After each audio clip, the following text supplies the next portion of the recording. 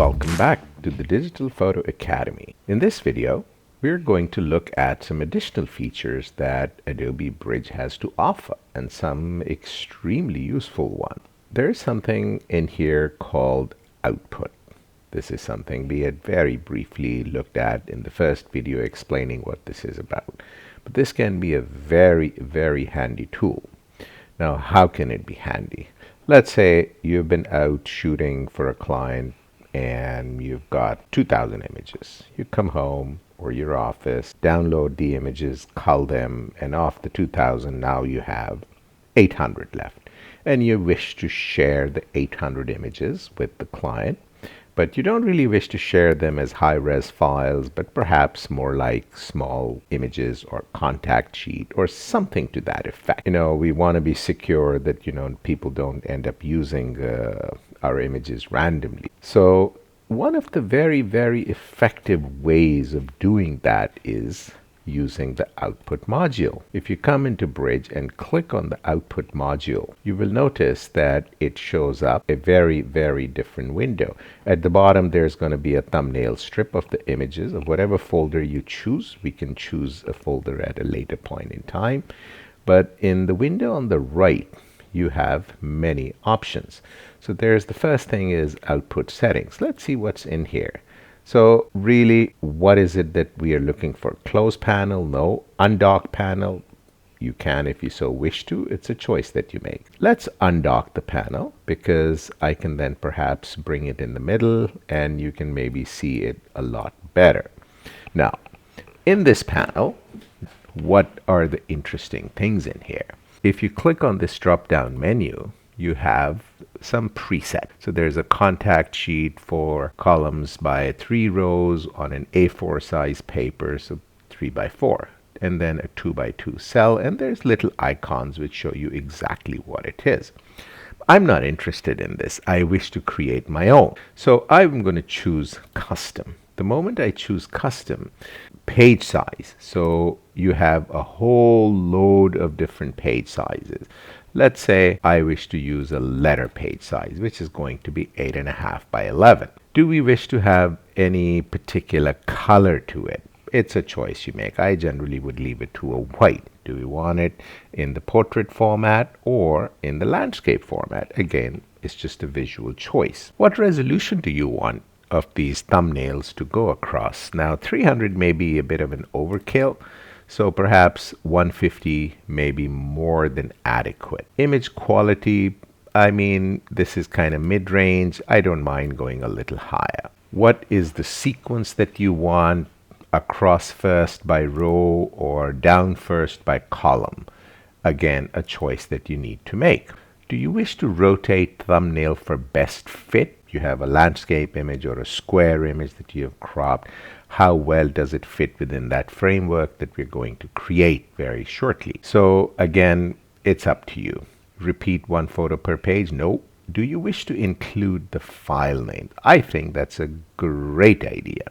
So let's include the file name.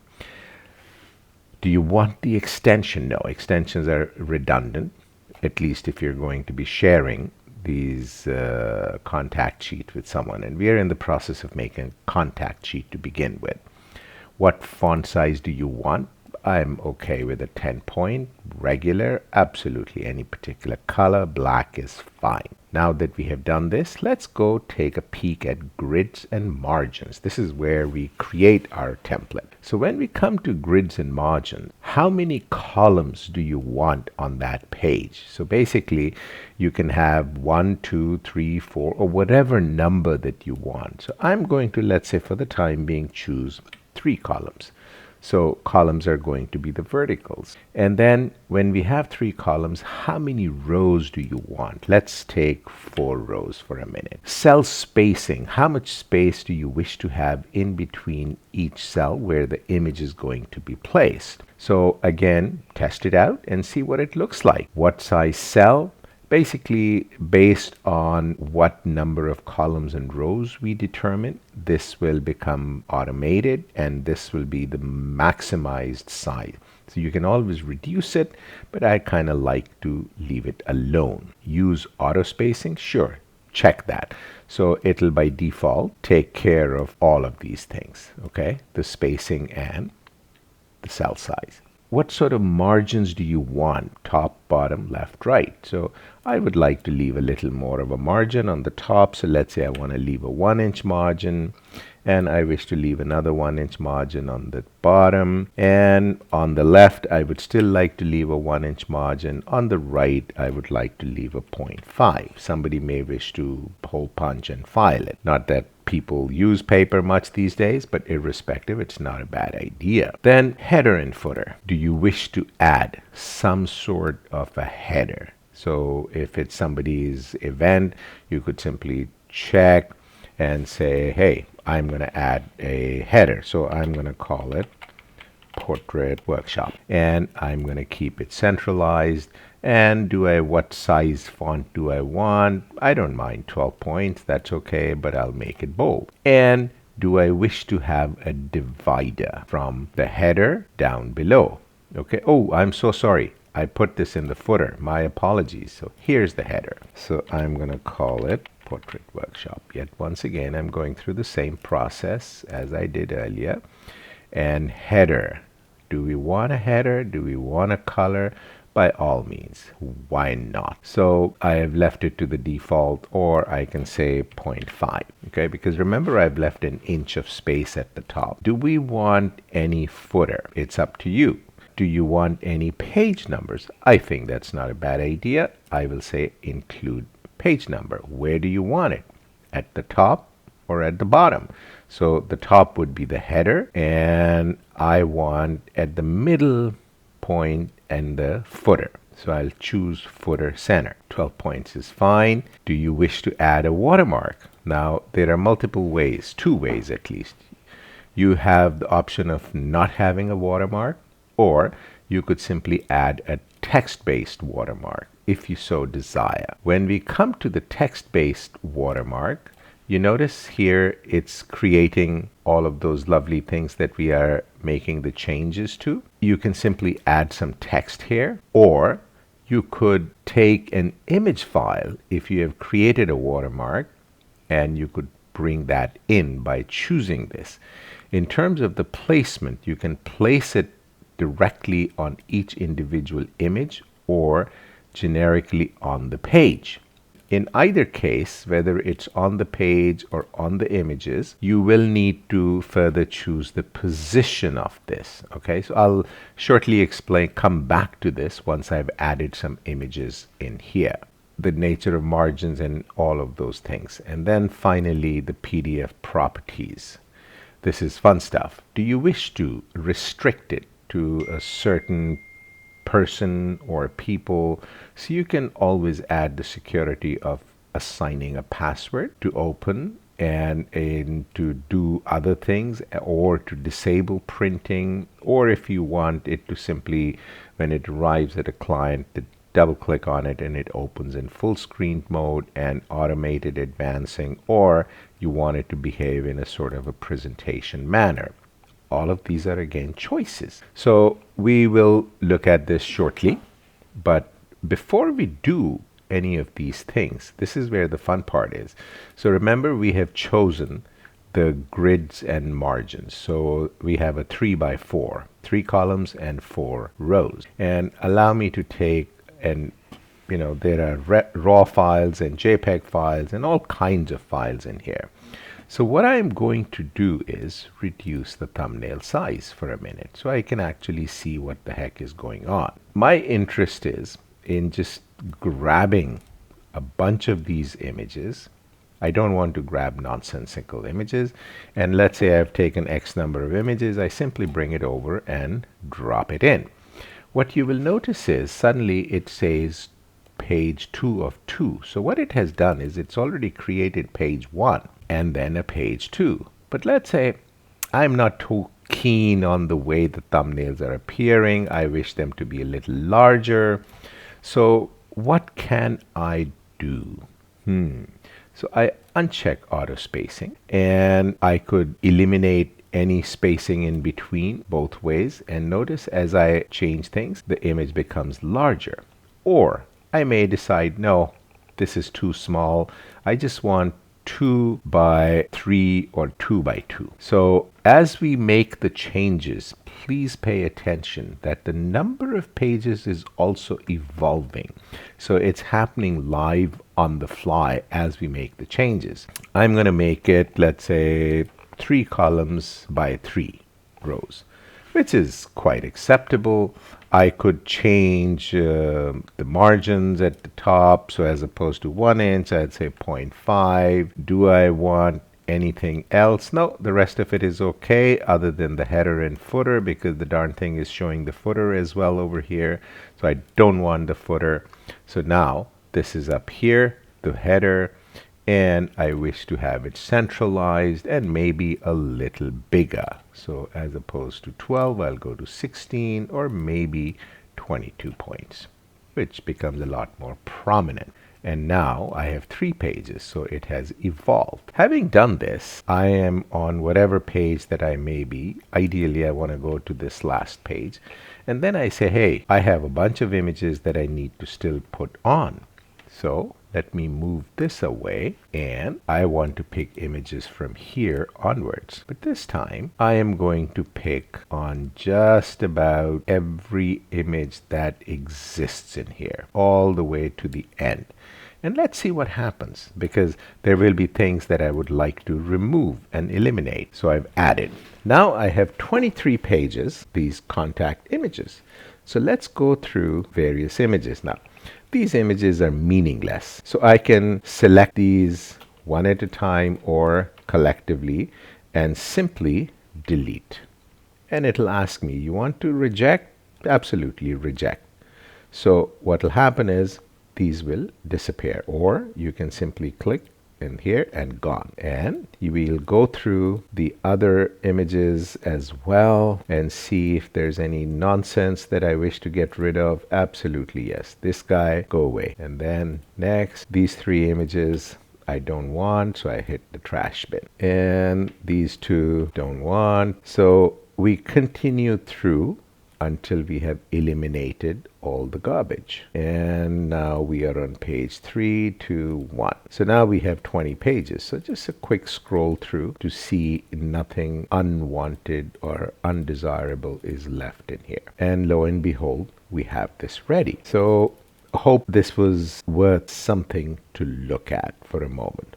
And notice at the bottom it tells me exactly what's going on. I can reject these or not, or however it may be. Now that we have done this, remember there was an option of rotate for best fit. So what happens? So notice this horizontal image. This is much smaller in size to this vertical image. So any horizontal image, it's fitting to the same dimensions, right?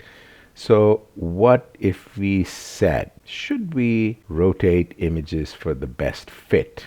Let's see what happens here. Rotate thumbnail for best fit. Those horizontal images become vertical. Again, choices. I don't like it because people have to turn the page over, or if they're viewing it electronically, it becomes a bit of a challenge. I would rather they see the way it is. Even if it is small, they can magnify the PDF. Now that we are done with this, the only thing left over is to export to PDF. So you click on it, and let's say I'm just going to give it sample contact. That's all. Contact sheet, actually. When you put a client name or whatever it may be, and I'm simply saving it on my desktop for the time being, and I hit save.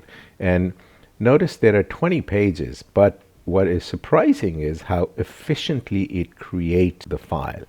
And as soon as it is created, it shows up, and I can now see 20 pages. I can scroll through, and if there's an image that I wish to enlarge, by all means, I can, while in my PDF viewer, I can say, hey, absolutely yes, let's enlarge the image and to see the details. So this is a pretty cool way of sharing images without really sending large image files to a potential client. I hope that makes a little bit of sense. There's another dirty little trick that one can work with and actually use this for presentation purposes. So let's say you've been asked to make a presentation and you wish to create a presentation. So you can choose a particular size based on whatever that you may be doing.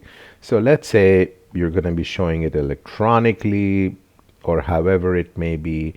So I choose a custom size yet once again, and as opposed to inches, I'll use pixels, and width, I'm going to base it on the average screen size, so 1920 by 1280. So that's how big I'm going to keep it. At the same time, I wish to retain the best possible quality of my images at 300 pixels per inch. And I don't want 6 images or 2 images or 3 images, and I don't need the names this time. So all I'm going to say is, hey, let us go to the grids and margins. And as opposed to 3 by 2, what if I simply put 1 by 1? And suddenly my image shows up in there. All the images that were already there are still there. So we can scroll through and notice how well the horizontals fit in, but the verticals may have a bit of a problem. So we could create a separate file for the vertical images, separately for the horizontal images. But let's say we have this. For the sake of convenience, I'm not going to make 118 pages. So what I wish to do is perhaps reduce the number of images in here. Obviously, I can go in here and then trash one at a time, or I could simply say reset, which may be actually the more efficient approach. And since I'm done with this, let's move it away. And this time around, I am simply going to use a smaller number of images. I want a mix of horizontals and verticals. So let's take these 5 images and then select a few images from here and put them in there. So it's become 9 pages. So I have 9 pages going. I'll still leave the same header in there. But what I wish to point out is you don't need a watermark in here. But let's quickly see what the watermark does. So let's say I have it here. So I'm going to add my digital photo as a watermark. What font you wish to use, you can choose the font, whatever style that suits your needs and your taste, what size you want. So I'll choose a 36-point font. Do you want to place it on images, place on page, whatever it is. So let's say I want to place it on images or place on page. Any rotation, where do you want it? So I want to put it over here or in the middle, and any rotation or bang on the image, and then you can rotate it to, let's say I want to rotate to 45 degrees. Now, can you physically move this? No. You have to use all of these things over here. Okay. So if I said here, I can then only move this around here and there. You can choose a color. So if I placed it in the middle, I would rather have a lighter color. Okay. So I'm going to go towards a simple white and I'll hit OK. Do you want this to have some transparency? So opacity by default is at 100%. You can reduce it. So this is how you can actually apply a watermark. So right now I'm going to say no, because what I wish to do for a moment is just make a presentation without a watermark, without anything. And when I come into my PDF properties, this is where I can say, hey, automatically advance, sure. And what is the duration of the image that stays on? Let's say I say 3 seconds. Loop after last page, if you so desire, you can do that, which is basically it'll restart. And any transitions you want. Aha, there's a bunch of different transitions available. So choose whatever that you like. There's no right or wrong. It's personal preferences. So let's say I'm going to put blinds for now. Horizontal or vertical. So horizontal would be top to bottom, vertical would be left to right. It's up to you. Let's say I'm going to choose vertical. Speed, fast, medium, slow. So test it out and see what works for you. Once I'm done, let's export to PDF and see. And again, I'm going to say sample transition. This may take slightly longer, or no, it didn't. Cancel it. And here we are. So if I were to go into a full screen mode, view, display theme, no, we don't care about full screen mode. There we are. And you can simply use the cursor to click anywhere or the arrow keys or just wait and see. Notice in 3 seconds it shifted over. But for some reason it didn't apply the transition that I had assigned to it. I will try it again. So I'm going to hit escape and I'll quit. And I'll go back in here and make sure that my transitions are there. So 3 seconds is what I want. I also want it to open in full screen mode, auto advance. And let's change this from blind to a fade from one to the next. Okay, so 3 seconds. And export to PDF. I'm still going to I'm going to overwrite that file sample transition, and it'll ask me yes, replace it, and let's see what happens. So the document is trying to put Acrobat in full screen mode, which takes over your screen. It is possible to present documents that look like other applications. So yes, and let's see what happens. So I'll wait and see in 3 seconds what happens. There we go. But the transition still hasn't applied, so there's something definitely not working quite correctly. But irrespective, hopefully this does give you an idea of what possibilities may exist within just the output module. Let's get out of here and quit and go back to our bridge window. So this is done. I had pulled it out. I can put it back in there, or if I don't remember how to or where to, I can simply go into Window Workspace and simply say Essentials, and everything will revert back to its original space. And here's the output module, which exists the way it was. So this is one way of using the output module. Once you're done with creating the kind of PDF that you wish to, there is always the possibility of saving that as a preset for yourself. Let's quickly and briefly go through this just for a little while longer. I'm going to start from all the way up here. So I want to use a letter size 8.5 by 11, 300 pixels per inch, or let's say 150 pixels per inch. What is it? Axis, yes. Across, fine. Grids and margins is where we need to be. So I'm looking for a 3 by 3 grid, 3 by 3. Spacing, I will leave it to auto spacing. And margins, I shall leave top, let's say 0.5, bottom at 0.5, left at 1, and right at 0.5. So that's done. Do I wish a header and footer? I say yes, and I'm going to call it client sample.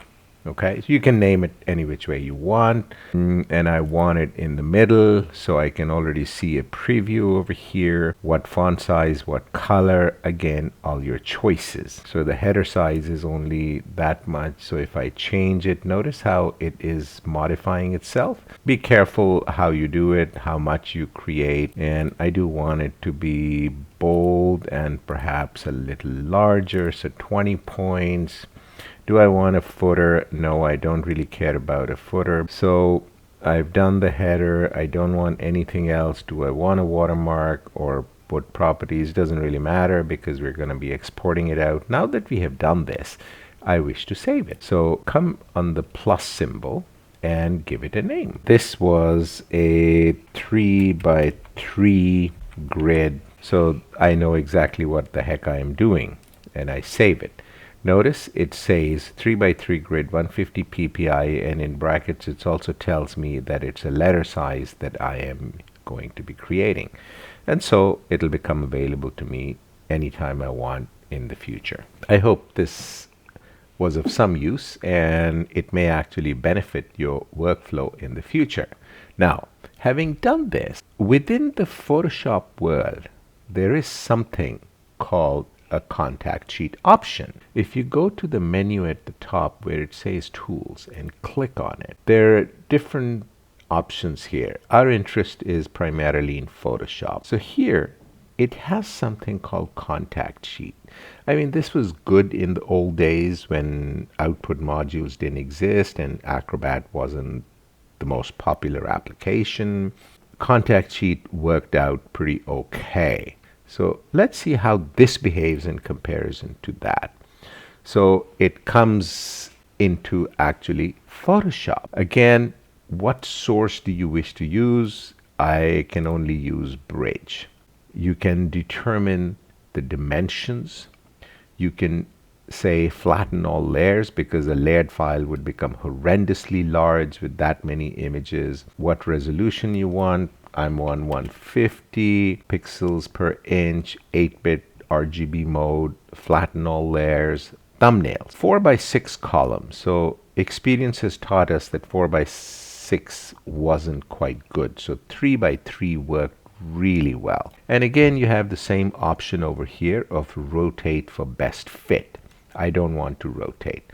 Auto spacing is checked. You can uncheck and then determine. So I'll leave it to auto spacing. Use file name as captions. You can use or not use whatever it is that want. You can switch it off or switch it on. Whichever folder that you were in, that's what it is going to use as a source. So there's 137 files in there. Let me see if I can go to a smaller folder. That may work a lot better. So high res, so that's good enough. Okay, so I'm going to use these 7 files as opposed to 137 files just to demonstrate. So again, Bridge, it still is looking at that, so I'm going to cancel it and go back to Bridge and then Tools and then Photoshop and then Contact Sheet so that it becomes updated. So 7 images are selected, everything else is the same, and I hit OK. Now what it does is, why it brings it into Photoshop, because it has to bring every single image in the Photoshop world and then lays it on. Now notice here the controls are very different and the behavior is different. You don't have that wonderful way of approaching. Plus, now this is an image file right now, not that PDF wasn't, but now you have to go saving it either as a JPEG or whatever format that you wish to save it in. So this is the fundamental difference between creating a contact sheet using Adobe Bridge and then Photoshop, or staying just within Bridge without ever getting into the Photoshop world and actually creating an Acrobat file, which is far more universal than anything out there these days. Hopefully that was of some use. Many thanks, and I will see you in the next video.